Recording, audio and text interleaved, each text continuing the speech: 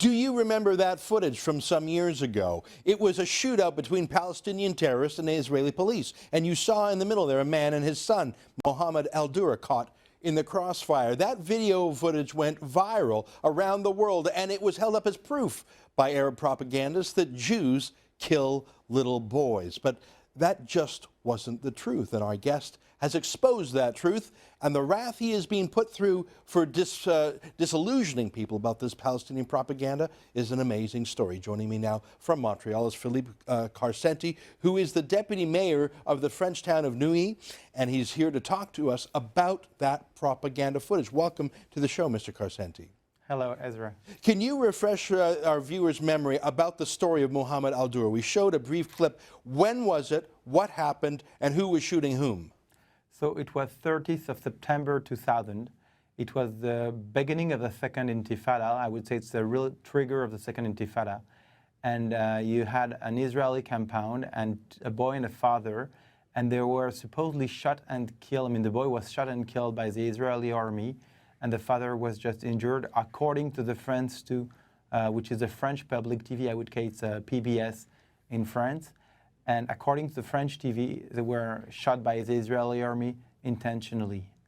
Okay, so that was the story that went out there, and it was a French TV station, and that's how you got involved, is that it was from your country. Now, how did you know that the story was fake? I mean, it's tough to fake footage. How did you know that, in fact, Mohamed al Dura was not shot by Israelis and perhaps not killed at all?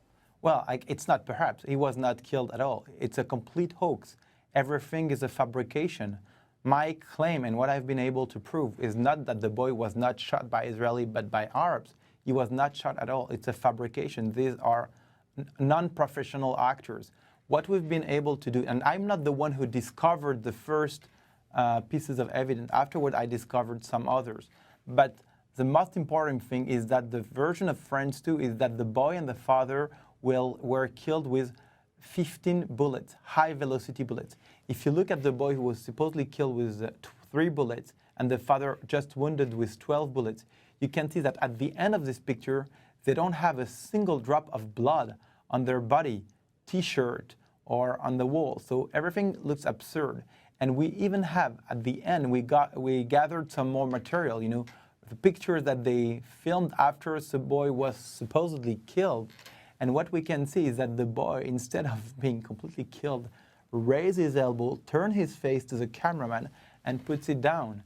So we have like more than 50 pieces of evidence which prove that everything is a fabrication. I believe we have that image of the child raising his hand and looking at the cameraman. Hannah, if you could show that footage now. It's a still image, I believe, if we can see that. Well, you have the still image where at the end, but you also have the 10-second clip when you see the boy raising his elbow. And what is interesting in this story, because you could tell me, well, okay, look, the Arabs are faking most of the time when they're sending their news from Gaza and Judea and Samaria. But what is really important is that this picture really triggered the second intifada, triggered the global jihad against the Western world. And even bin Laden, because remember, it's a year before 9/11, and bin Laden used it prior to 9/11 to incite on the video clips on the internet. I could even say that, for example, Daniel Pearl was beheaded as a revenge of the so-called killing of Mohamed al Dura. And you have many terrorist attacks all over the world. You have postage stamps, monuments, streets. This picture is the most important picture. I would say this is the icon of hatred of the 21st century. All right, so you believe that, and you have 50 pieces of evidence, including video evidence, and we see the picture here of the child after he was supposedly killed. So you made this case. You challenged what France 2 said on TV. Now, I mean, I'm challenged sometimes on TV. Major theories are challenged. Hell, there's even people who dispute 9/11 happened. But instead of debating you, something bizarre happened. They sued you for defamation. I've never heard of that. A TV company suing a critic for defamation. That just sounds very unjournalistic and very propaganda-ish. Well, it's a state of affairs in France. I mean, you know, they are not arguing with me, even at the court, everywhere. They just say, you're defaming us, and they're bringing their whole case with just the whole French establishment, and they're, instead of saying, look, Karsenty is wrong because what he says is wrong, they just say, look, the journalist who made it, Charles Enderlin, is such a great journalist, so you don't have the right to argue. You, Karsenty, you're just a nobody. You're just an elected official, okay, but you're a nobody compared to this great journalist. And I'm bringing more and more facts, and they're bringing just their face that Israel is a Jew killer, is an Arab killer, that Jews are killing the Arab children. So that's just what they've been doing. And when I won my case against the France 2 TV in 2008, instead of admitting the fraud, first the France 2 TV, which is the French government, went to the French Supreme Court to have the verdict annulled. But not only that, 500 French journalists signed a petition to defend the France 2 journalists who made this blood libel, because this is a blood libel of our generation. Huh. Now, you got your hands on other footage that was not used, and I understand that the court refused to let that be considered. Am I right? Well, no, at the first appellate trial, they said, they looked at that, and they said, okay, that's obvious. Karsenty is right, he brought enough pieces of evidence.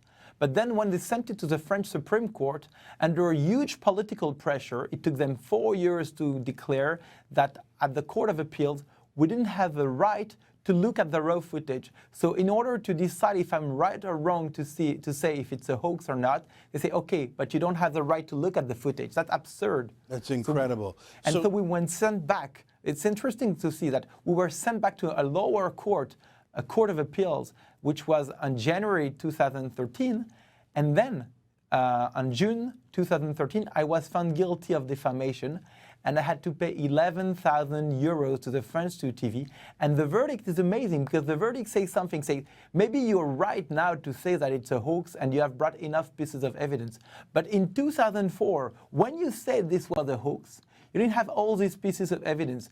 They would say that I'm kind of a prophet. I'm found guilty of being a prophet or someone who sees in the future. This is lawfare. I've been through a modest version of it myself. This is Arab, Muslim, extremist lawfare to shut you up, to preserve their narrative of Israel as murderers. Listen, it's nice to talk to you, Mr. Karsenty. We're out of time, but I know tomorrow you're giving a speech in Montreal at, what's the name of the venue again?